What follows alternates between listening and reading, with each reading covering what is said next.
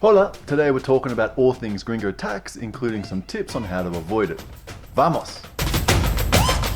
Jason from YapaTree here. YapaTree is Cuenca's source of detailed, boots-on-the-ground information. We have a strong real estate division too. Today's video is somewhat of a delicate topic. Gringo pricing or gringo tax is something that you'll hear a lot of expats complain about wherever you end up living in the world. We'll get into some specific gringo tax examples and our suggestions for limiting how much this affects you. But before we get there, I do want to address something, and that is the name gringo tax. This does grate on me a lot because it is a misrepresentation of the core overpricing issue, and by labeling it as something that only affects gringos, we're putting ourselves at the center of this issue, and I think by doing so, overemphasizing how much this actually affects gringos or expats in general. Now, I'm not debating that gringos do get charged more in certain circumstances, but what normally gets omitted from this conversation are all the other groups that are also subject to being overcharged. This includes expats from other Latin American countries such as Colombia, Peru, and Venezuela, and importantly, anyone that sounds like they are from another city in Ecuador also goes through very similar issues. Take my partner Michelle.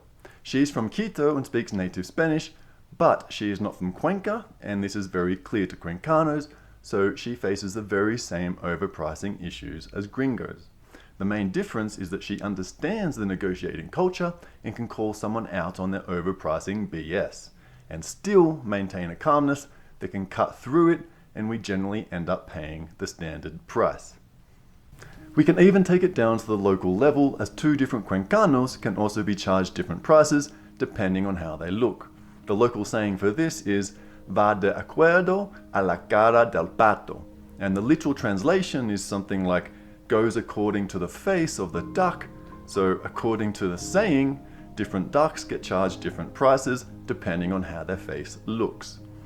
The central assumption here is that the closer the buyer looks to the seller, the more the seller trusts the buyer has the same knowledge as them and subsequently offers them better pricing. For example, if we take the market context, a lot of store holders are from indigenous communities, therefore, according to this saying, they are more likely to give better pricing to indigenous locals.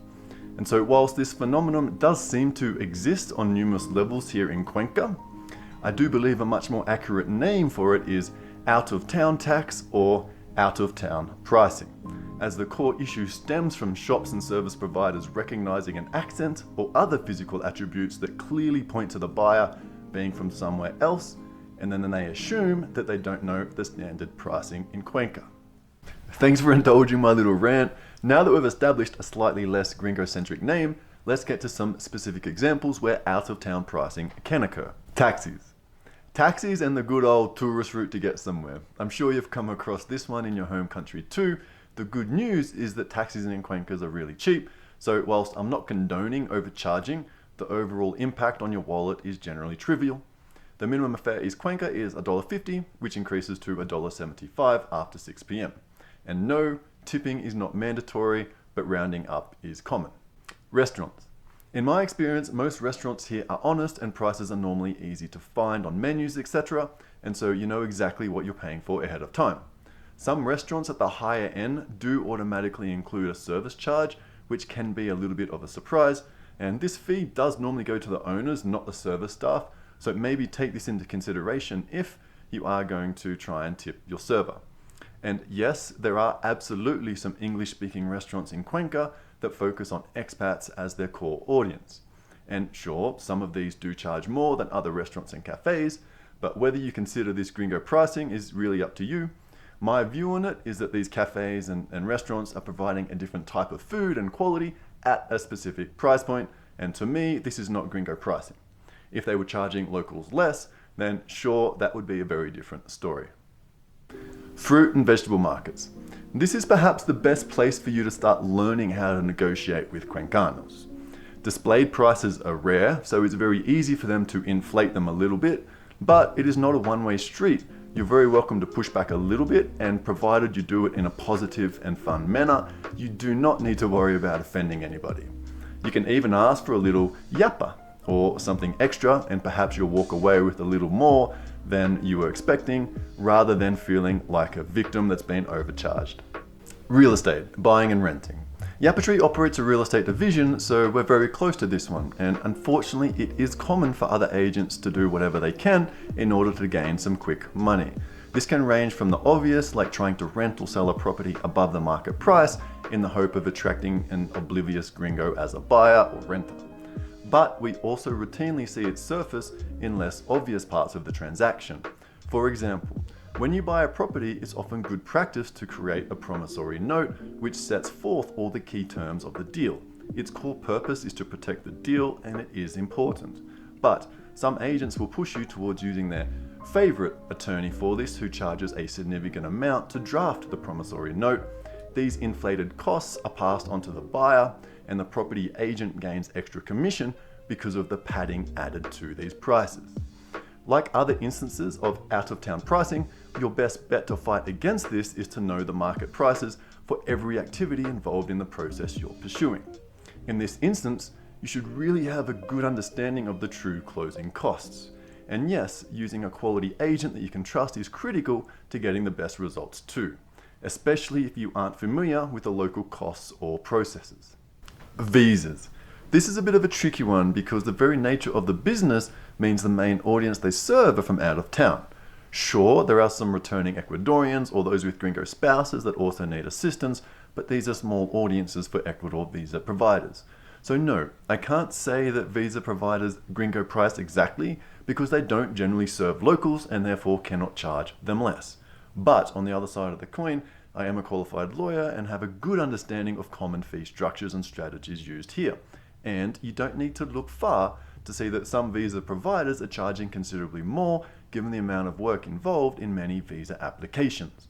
To make matters worse, there can be a perception that paying higher fees equals higher service. This is dangerously wrong, and please see my previous video on visa myths as to why. So even though visa providers may not technically gringo price, there are still considerable pricing issues that I would suggest you research before making any sort of financial commitment to a visa facilitator or attorney. Cars. I know, if you're like the majority of expats moving to Cuenca, you'll probably stick to public transport. But for those that do like to venture outside of Cuenca, a car can be very helpful. But it's also a huge minefield with lots of issues that can trip you up. Lots of Cuencanos prefer to sell their car without a price. The idea is that you'll call them and then they can sell you over the phone. This type of verbal negotiation over the phone is also where many expats, myself included, tend to struggle the most. And for this reason, it can be a very good idea to engage a trusted local to help you negotiate when purchasing a used vehicle. The website Patio Twerker is the best local resource to find the market rate of cars, and it's where I would generally recommend you start with your research on car prices. Now that we've explored some examples, let's discuss strategies for navigating the out-of-town tax in Cuenca. 1. Know your prices. Don't be afraid to shop around and compare prices. This can help you identify any significant price differences and ensure that you're getting a fair deal. Getting your pricing information from current expats living in Cuenca is fantastic, but to really know the market, I always suggest asking locals what they pay and where. 2. Embracing the local culture. Showing genuine interest in the local customs and tradition is very important. Expecting locals to bend over backwards to learn English so they can negotiate with you is just not going to happen anytime soon, so learning a few basic phrases in Spanish and demonstrating respect for the local culture can foster positive interactions and potentially reduce the impact of this out-of-town tax. 3. Seek recommendations from locals. They live here and you're a visitor. You'd be a little bit silly if you didn't take advice from locals. It won't only result in better recommendations, but can also lead you to authentic experiences and insights on where to find fair prices. 4. Consider supporting local businesses. I get that it can be more convenient to buy stuff online and have it mailed down from the US, and I do this on occasion too when I generally cannot find what I need from local suppliers. But shopping at local markets, dining at neighborhood restaurants, and engaging in local activities really does help your new local community thrive. You'll quickly start to develop your own pricing benchmarks too, helping you be better prepared for your next visit. Now you have some strategies for navigating the out-of-town tax, let's explore why saying no to paying more is important. For this, I like to use places like Costa Rica as a little bit of a cautionary tale. Go ask expats that have lived there for 10 plus years or more what they have gone through, and they'll likely tell you that the cost of living has increased a lot. Obviously, this affects expats like retirees on fixed incomes, but also seriously affects the local economy as you have this increased inflationary pressure, which results in everyone paying higher prices for everything. If a similar trend picks up in Cuenca, then locals will suffer the most, as many are struggling to make ends meet as it is and can be priced out of the market for even the most basic of necessities. But it is also important not to be paranoid about this issue. I've seen numerous expats post where they've been charged 25 cents extra for something and they've blown it way out of proportion. Getting shortchanged 25% could just be an honest mistake that is normally quickly rectified once you point it out to the cashier. And just because you were charged a little bit more than you think is appropriate doesn't automatically mean that you've been gringoed. Enjoying this video? Please don't be shy and hit that like button. It really does help our message reach more people. Before we wrap up, I'd like to share some positive experiences and recommendations from my time in Cuenca. Despite the out-of-town tax, there are plenty of places that offer fair and affordable pricing, catering to both locals and travelers. And by exploring these local markets, eateries and establishments, you can discover incredible experiences without feeling overwhelmed by the additional charges. Not sure where to start?